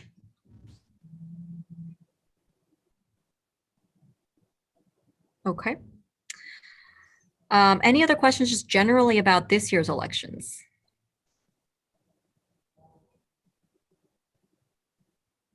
All right. And Mr. Haggerty, if you'll indulge us for a little bit longer, because it is just right around the corner. Indeed, sooner than we think. Fast and furious. A couple of questions about, we're anticipating some special elections in Q1 of 2021. We certainly have a June primary coming up in about 9 months. Question about the calendar. Have the petition dates been set yet? The petitioning dates set for the special elections? So for the special elections, the answer is certainly any special election that could potentially take place in Queens County. It's not been set for. There is a special election in the Bronx, which is in December, actually. Vacancy, and I believe it's the 12th district in the Bronx. The mayor has already called that election for, I believe, the 22nd of December. At this point, I think any special election that would take place in Queens County would take place in 2021, given the timetables. Since those prospective vacancies do not yet exist, obviously there's no timetable for them. Those would be, presuming that they're city council seats that we're talking about, would be at the call of the mayor within 3 days of the vacancy as provided for under the charter. To take place, I believe it's now 70 to 80 days or 75 to 85 days after the vacancy occurs. That was the change from last year's referendum. So it's a longer timetable. It used to be 45 days, but it's now longer. So we're anticipating sometime in March, I think, is if presuming that there's a vacancy effective January 1st, it would likely be sometime in March. The petitioning? No, the election. The petitioning for a special election for the council begins immediately upon the call of the mayor and lasts like 10 days or 12 days. So that's so again, I'm going to presume that the vacancies that we're talking about would take place January 1st. So the mayor would have to call the election within 3 days. So you're talking about the first 2 weeks in January. We don't publish a calendar for that in advance. We sort of mock up a preliminary calendar, and then because the commissioners have to approve the calendar. So like the calendar literally begins by function of law the minute the proclamation is issued. So most people have to anticipate them and have their petitions printed in advance and go running out the door once the proclamation's out. So in the dead of January winter. Right. I mean, I should say, of course, that, you know, there's always the possibility because of the pandemic that these timetables could be altered. Although the special election one, you know, is pretty straightforward in the charter. But certainly anything for the primary for next year, you know, the legislature or the governor could alter the timetable by legislative action or executive action as they did this past year. So, you know, I'm sort of reluctant to say definitively petitioning starts then, because, you know, it's although it's set by the election law and the date of the election is set by the election law, there's at least the potential that it could get upended in some way. But the primary date by statute right now is Tuesday, June 22nd, 2021, in case anyone is wondering. And so that would put petitioning under normal circumstances would begin in the last week of February, I believe. So. Any other questions or comments from our electeds or chairs with regard to the 2021 elections? Chair Deller of Board 2. I just have a question about the 1.35 million voters who are registered. What percentage of the age eligible voting population in Queens is that? Do you know?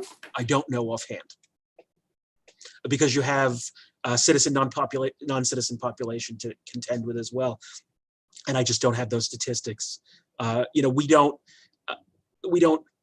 from a statistics standpoint look at demographics necessarily in terms of voter registration. I think that, you know, city planning does, and I think that Campaign Finance Board, the Voter Assistance Commission, there are other entities that may look at that data in a different way than we do. It's just not from a operational standpoint, from a election administration standpoint, it's not a statistic that's necessarily useful to us in terms of our statutory work. It's not that it's not interesting to us. It's just that that information doesn't necessarily have utility for us in terms of the administration work that we do. So thank you. Any other questions? Councilmember Miller, yes. And if you can unmute yourself, sir. Oh, am I now unmuted? Yes. Okay, thank you, guys. Bart, I have a question related to ranked choice voting. I was waiting for this one. Yeah, clearly that in any local election occurring after 21 would be impacted by that, right? Primary or special, that's correct.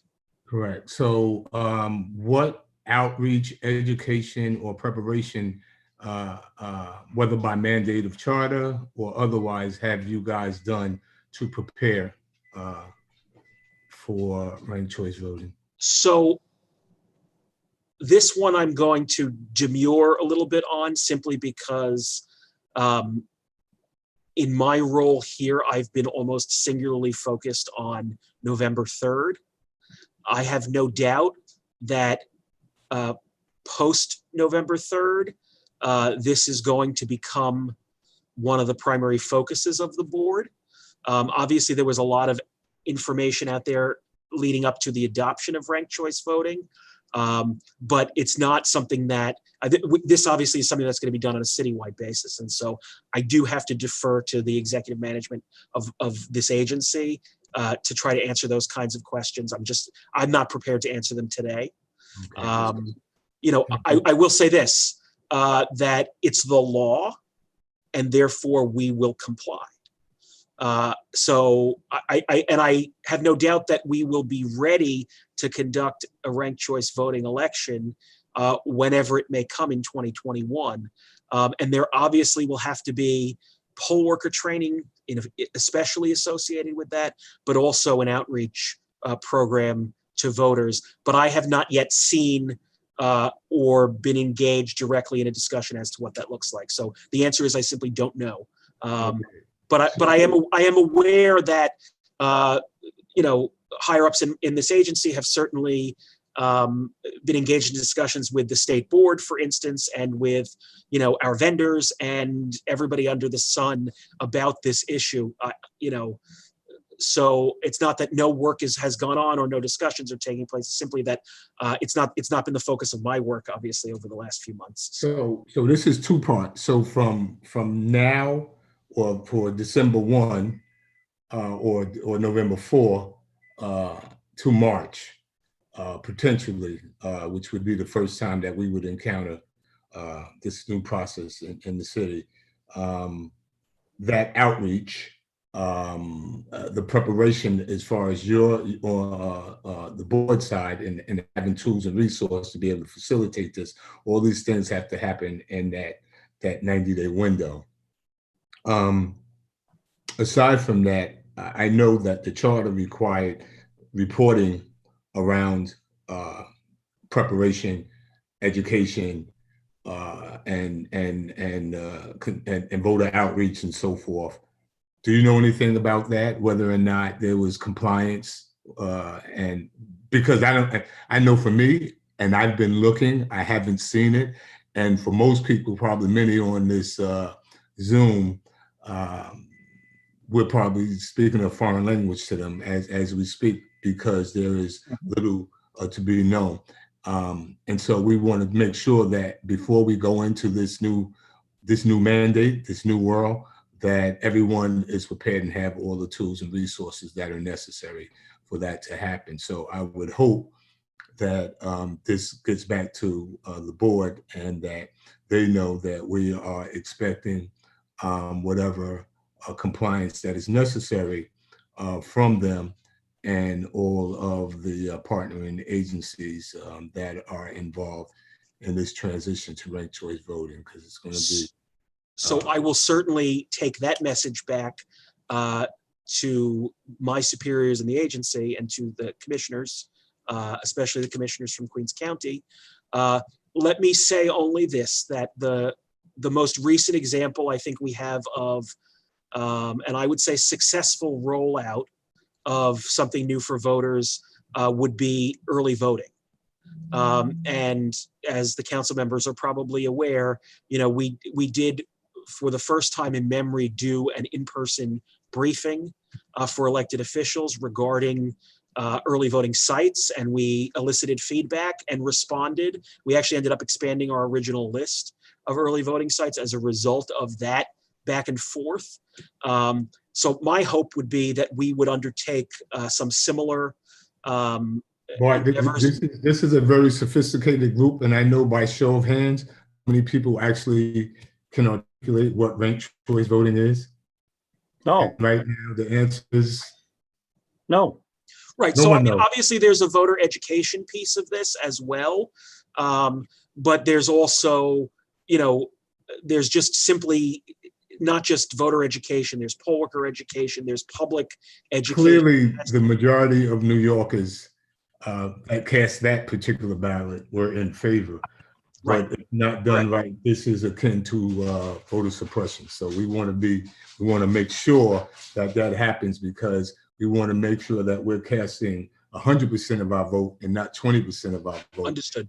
And what I personally have experienced in primary pass would kind of flip over the second side of the ballot, vote for 8 and vote for 6, and people just throwing up their hands and saying, I can't do it. What's going to happen when we introduce this new phenomenon if we're not prepared? So we're just asking that, we get that information as timely as possible so that people aren't disenfranchised. Understood. Mr. Haggerty, to the council members, I'm sorry, one moment, Chair Curie. Mr. Haggerty, to Councilmember Miller's point about the requisite voter education and outreach, et cetera.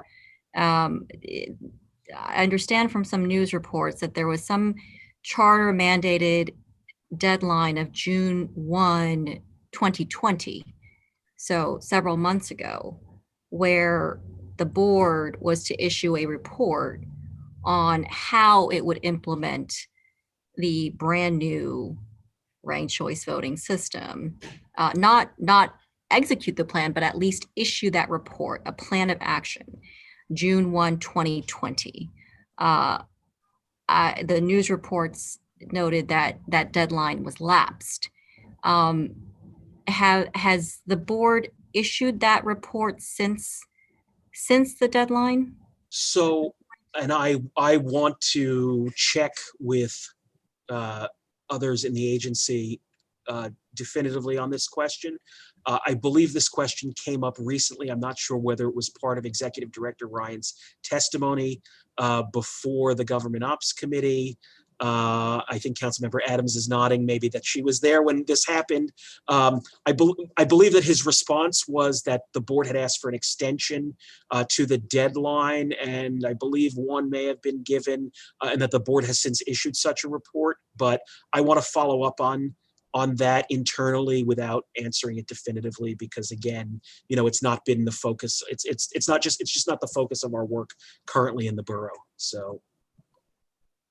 Yeah, Borough President, if I can just jump in, Bart, you're right. I've asked this question in a couple of hearings, the last of which was just the end of last week in another hearing, confirmation hearing that we had in council as well.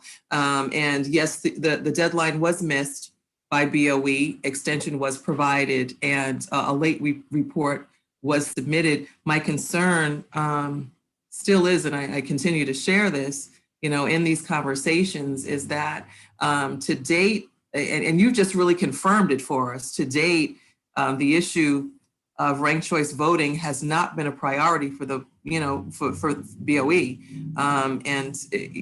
It's all but confirmed in every hearing that I've been in. And now in the conversation with you, and that it's going to be looked at post-election day, November 3rd, which is troubling. This is going to be something that is going to rock our communities across the city, particularly in communities of color, which I hope, because we're all used to voting a certain way. This is going to take us back to the old days. A lot of us are under the belief that folk just did not know what they were asking for when they chose this option. And now we see that, it really is a steamroller heading toward us now in 2020. And as my colleague, Councilmember Miller just said, everybody on this call is extremely astute in what they do. But if we were to quiz everybody in this meeting on their knowledge of ranked choice voting, as a former educator, I dare say that I would have a lot of red ink on those scorecards right now. So I'm still concerned, due to the lack of knowledge and prioritization given ranked choice voting, because within the BOE still, and the amazing impact that it's going to have across our districts. So if you could just take that message back, just the extreme concern, of my colleagues, the borough president, of the impact that this is going to have, because I really don't think that people realize how significant an impact this is going to have, across districts, across boroughs, across the city. Understood, and I certainly will take that back. I just want to say, just so that I'm clear, I'm not suggesting that it's not a priority for this agency. What I simply said was that it has not been something that I've personally been focused on, because my focus is November 3rd, right?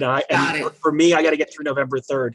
No, I understand that. I'm just saying the perception, because like I said, I've been in several of them across the weeks, and it's the feeling that I have. It's the same feeling that I've had, not just from you, but others, other colleagues of yours, and prospective colleagues of yours that I've had. It's the same type of response, that it's just not been, fully focused on yet. So it's like, we're getting to it. Okay, we'll let you know when we get to it. So Adrian, if I may, since you are so brilliant and a great leader, for us non-Democrat voters, could someone explain this in plain English, what ranked voting means? Well, if I may, I'd like to ask Mr. Haggerty. Sure. Yeah.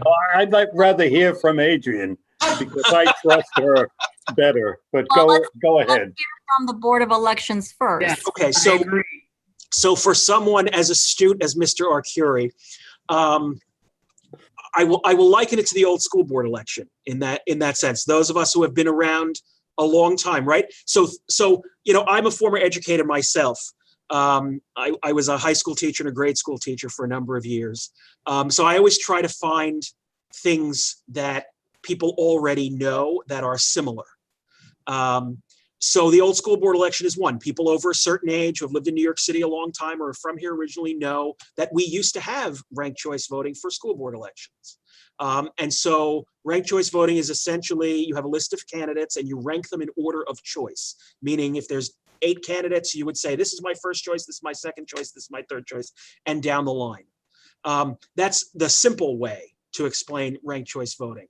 But there are, on the counting end, there are rounds. And what that basically means is that if no one gets over a certain percentage of the vote, right, in the election, in this case, it's 50, I believe, under the new law. If no one gets 50%, 50% plus one. Right, 50, correct, thank you, 50% plus one. Then what happens is they take the last place finisher, they essentially lob off their votes, and then they look and see who the second place choice was for that vote getter, and then they reapply their votes to the second place vote getter and recalculate. Does anybody get 50% plus one? If the answer is yes, whoever that is, you have a winner. If the answer is no, then they lob off the next person at the bottom and repeat that process again until such time as you have someone who gets a majority. So that's not that easily explained. I may have done a decent job of explaining it. I'm sure there's other people out there who can do a much better job of explaining it than I can. But essentially, it's a replacement for the runoff election, right? It's designed as a replacement for the runoff election so that we don't have to conduct a second election potentially 3 weeks later and spend time and money and resources doing so. And it gives people essentially more than one choice. So if the guy I really want or the gal I really want doesn't win, my vote doesn't not count under those circumstances. I mean, that's my understanding of the impetus behind ranked choice voting.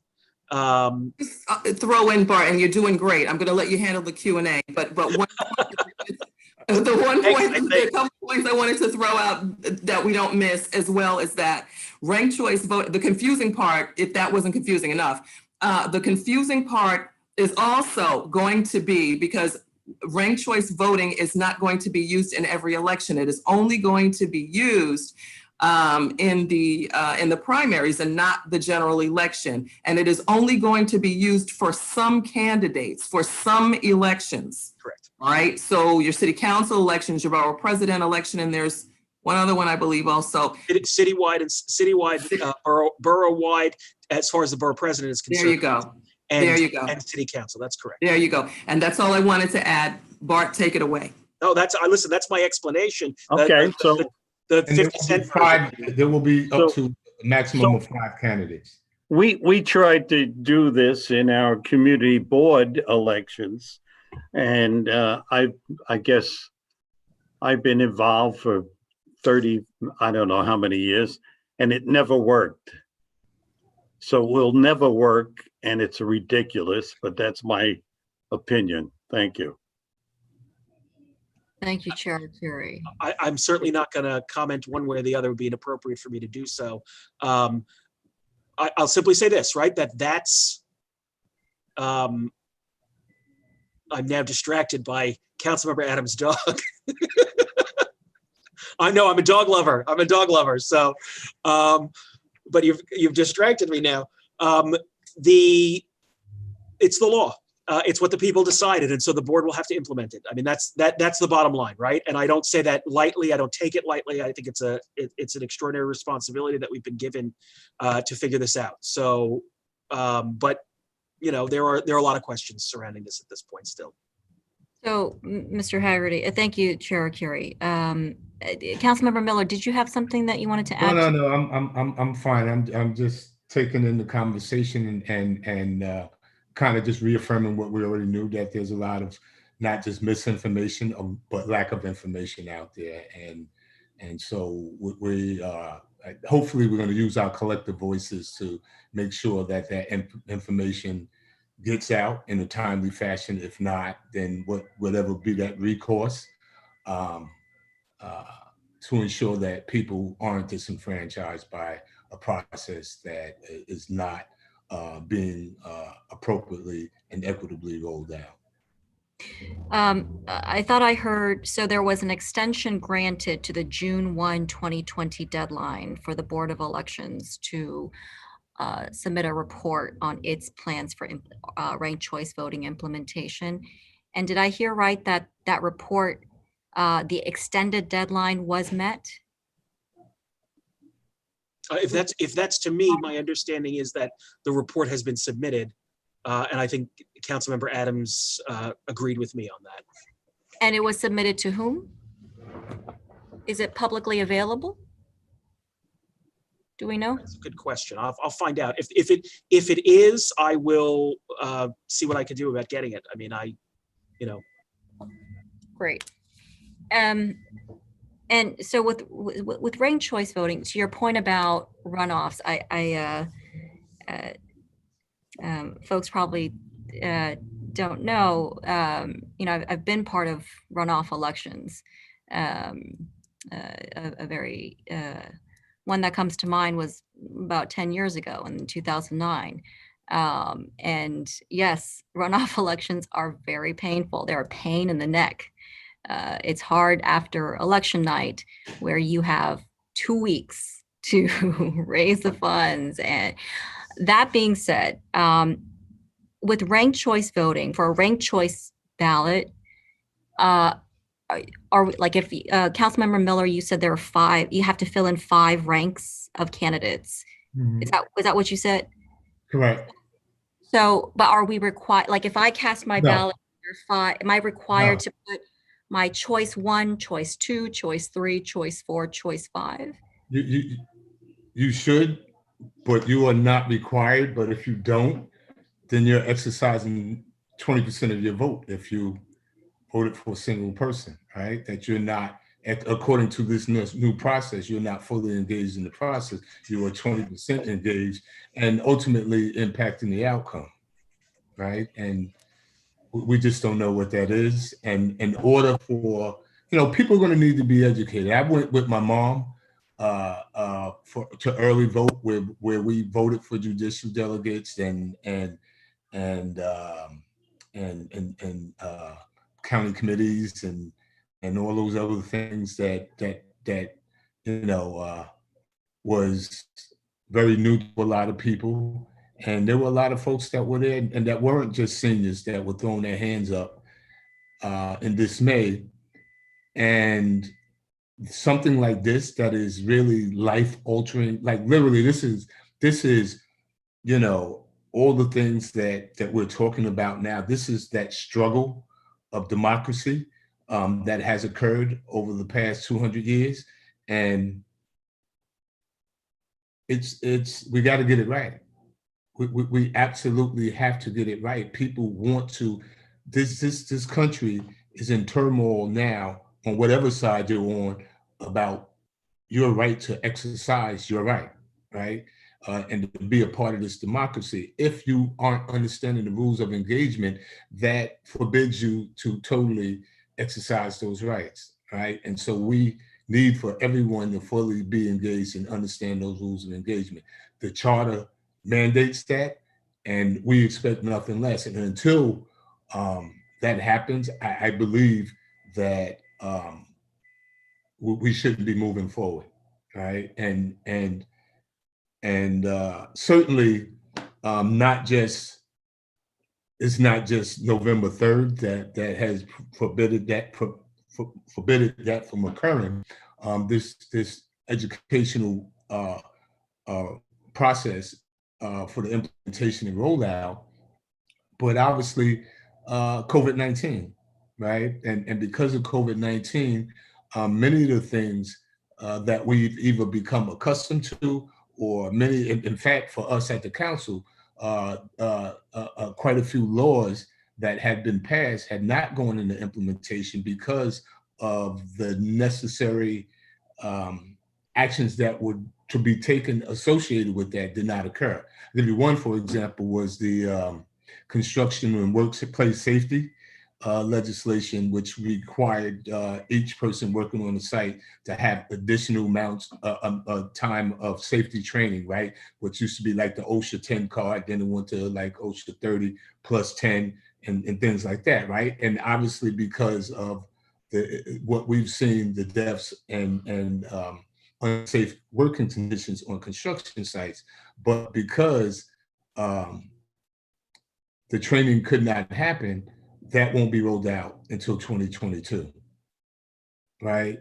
And so, and there are other examples as well. This is that critical, as far as I'm concerned. This is that critical that this could potentially, if not done right, can undermine our democracy. And quite frankly, elections have the type of consequences that can set back communities, municipalities for generations. Right. And so we want to get it right. And so I just want to understand the mechanics, Mr. Haggerty. So let's say on my ballot, I'm voting for the borough president. And again, not all the races are subject to ranked choice voting, like the district attorney. That would not, it's a borough-wide race, but the district attorney's race would not be a ranked choice voting race. But let's say my first choice for the next borough president, I don't know, Vinnie Arcuri, right? And he is my first and only choice for borough president, let's say. And so I only fill out Vinnie Arcuri or Vincent Arcuri on line 1, or however whatever the mechanism is going to be on the ballot. And for option ranks 2, 3, 4, I leave blank because I'm a diehard Arcuri fan. And let's say Arcuri, unfortunately, does not make round 2. What happens to my vote? Do I get a say in round 2, 3, 4? Do I get a say in who the next borough president is?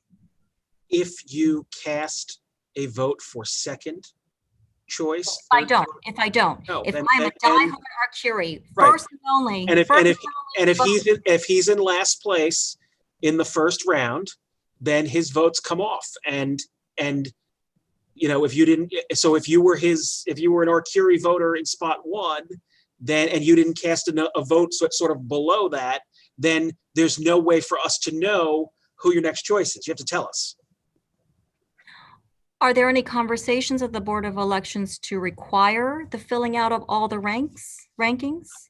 I mean, I think that's difficult to require. I don't think that the law contemplates that, right? I mean, I think what you'll end up with, and this is perhaps to Councilmember Miller's point, right, is that you would, if you required that, regardless of the quality and breadth of any information campaign, right, voters leave their ballots blank on down ballot races all the time. And so, to risk that we would require that and somehow then invalidate a ballot based upon that, I don't think the law contemplates that, frankly. So I don't think we would do that, right? The antidote to that is to the council member's point, right? Is to make sure that there is a robust and thorough and equally accessible voter education program associated with the rollout. It's unconstitutional to require someone to vote on any particular line for any person.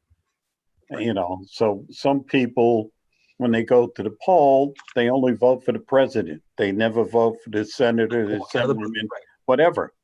And that's constitutionally, you can't require them. So what the borough president is saying, her vote is invalidated because she didn't choose to go through the ranks. And that's what I believe. I'm not a lawyer, but if I believe this whole rank voting is unconstitutional. When I look back at the 2009 election, or any of the elections in recent history where there was a runoff, the onus is to get the voters out on the runoff election day that gets set after a runoff is deemed necessary, right, on election night. And usually, yes, the runoff, it's very hard to turn out the vote again 2 weeks later after you put all that into it.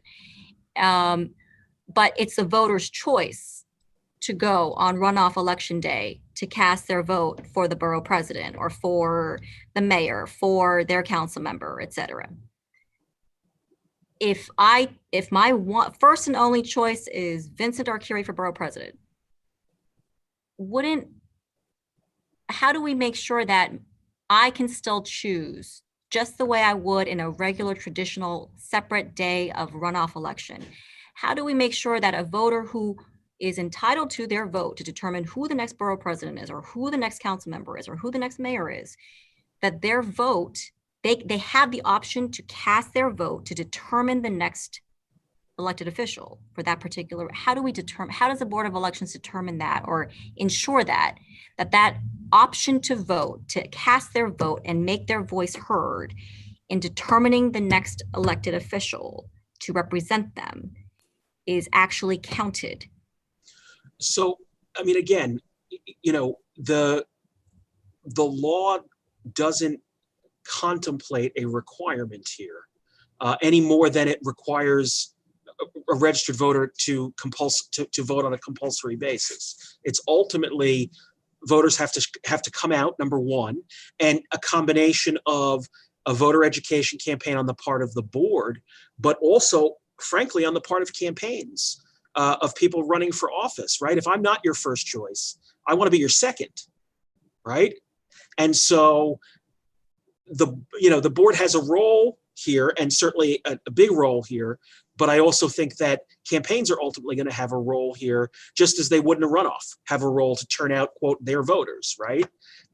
It's going to be the same thing on the part of candidates. It just all takes place on one day.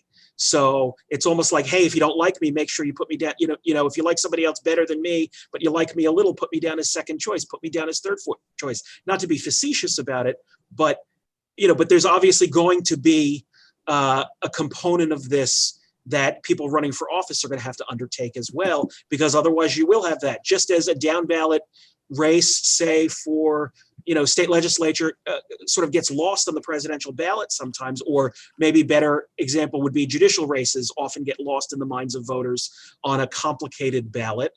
And it's up to the candidates to say, hey, make sure you find me on row 9, or make sure you find me on the back of the ballot, or whatever the case may be. there's multiple ways to sort of Perhaps. incentivize that. So Perhaps And after just, Danique, before, let me just say, because I don't want this point lost at all on anyone, to Bart's point, Madam Borough President, these strategies are taking place as we speak on campaigns. Make no mistake about it. Campaigns and candidates who are running right now as we speak, who are fundraising right now, are working these strategies out in contemplation of where they may fall in ranked choice voting in the city of New York. This is not something that's coming down the pike. This is already here. So we are now looking at the possible disenfranchisement of, I mean, countless New Yorkers that do not understand what's going on and the significance of what's going on right now. Campaigns are working this out already and working out strategies on how they're going to win elections based on ranked choice voting right now, and based on the fact that in your scenario, you will only vote for Vinnie Arcuri. That will be your only selection. You will not choose any other candidate in line and exercise your right, as Councilmember Miller said, to fulfill that, that ballot requirement, if you will. People are already counting on that and strategizing on that for campaigns across the city of New York. So, I mean, I'm so glad we're peeling the layers off of this onion, because it's much more than, you know, the way we started this conversation, because these strategies are already in place right now as we speak because of this new law. As Bart, you know, said so well, this is the law. We're going to have to follow this, and it's not going to be up to the charter. It's already done. Charter's done, law's done. If we don't do anything about it, what happens is that the voter is responsible to educate themselves on what goes on election day. And if the voter is not aware, the voter's voice is lost. And that's what disenfranchisement is about. You're absolutely right. And in this case, clearly, you know, like anytime we talk about voter suppression and disenfranchisement, you know, you talk about communities of color, but this is across the board. Imagine this, imagine that targeted triple prime senior vote, right? And in this instance, the same way the law got rolled back on the construction safety, because there was no access and no way of training. How do you train, like us that may be able to get on Zoom, but how do you train that over 60, 65 population about this new way in the next 90 days? How do we first train them? You know, are those who are to be trained now responsible for access to Wi-Fi and technology that will allow for them to be trained? And so this is, you know, when we talk about that, it does become a matter of equity, but it also becomes a matter of, you know, we hate to say it, but, you know, our senior population is less apt to be engaged in the type of technology that will allow them to access this information, right? And so for a generation which voting is their lifeblood, they are potentially disenfranchised. And they have fought for one man, one vote. And the concept of voting for 5 people is different. We don't have the ability to explain it to them in this current world, right? Because we can't access people in the way that we've accessed. There's no senior centers that are available, no churches, synagogues, mosques that are available. There are no clubs that are happening unless you're Zooming. And that population and a good portion of the population does not have access to the infrastructure that is going to allow for them to gain this knowledge. So it is worrisome for me, not the process. We're not debating the merits of ranked choice voting, but the fact that people are not prepared for this monumental change that is going to occur. And we need to flush it out. And if it can't be flushed out, it should be postponed until it can be.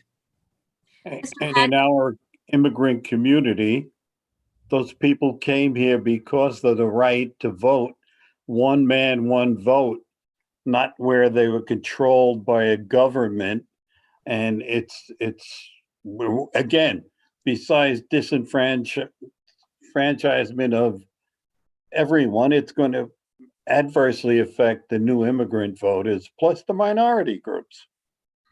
So can I just offer the following on this point, because I am actually now pressed for time. I'm promised to another meeting at 7:30, and I don't want to cut the discussion short, but I'm going to have to leave you in order to keep that commitment. I would be happy to spend another 2 hours on this conversation at some later date, if that's acceptable to the borough president and to the people involved here. I'm happy to come back, do some research as well, and come back to you with some more answers on this. I just can't do that tonight at this point.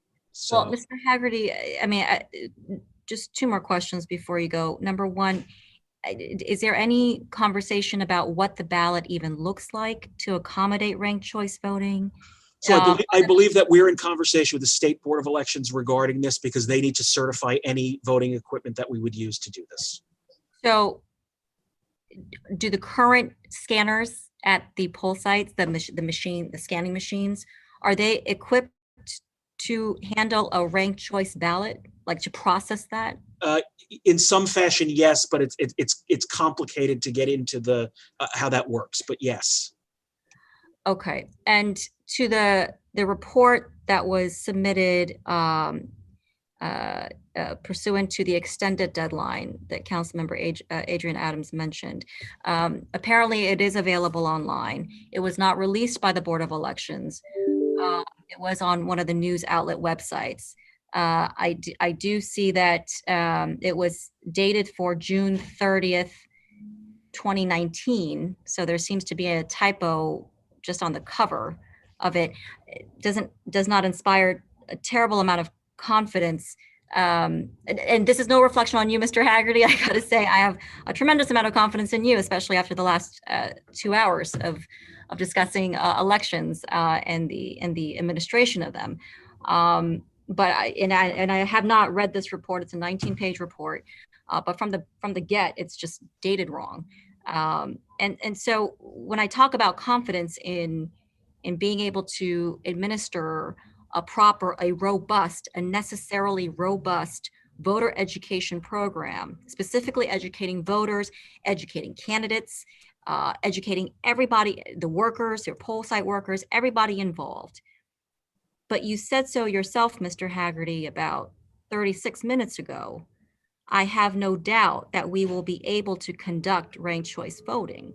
So where is that confidence coming from in light of, sort of public, a fog of how this is actually going to operate as early as, 4 months from now, certainly within the next 9 months, in the void of voter education, candidate education. I don't know if the Board of Elections has actually done that. I hear you that Councilmember Adams, that there has been some, but I don't know if there's been any by the board who actually administer the election itself. So where are you getting that? I heard some confidence here in your voice. Was that sort of tell me where that confidence is coming from, because I don't have it, but I'd like you to lend me that confidence. If you have, I have confidence in you being able to lend that wherever that confidence is coming from, in having no doubt that the Board of Elections will be able to conduct ranked choice voting. Sure. So, I mean, again, I will only point to sort of the most recent example, which is the rollout of early voting, as an example of the board being able to roll something out in a relatively short amount of time, right? It's mandated by the legislature. It's not something we asked for or necessarily contemplated that we would get, but we got it. And we made it work.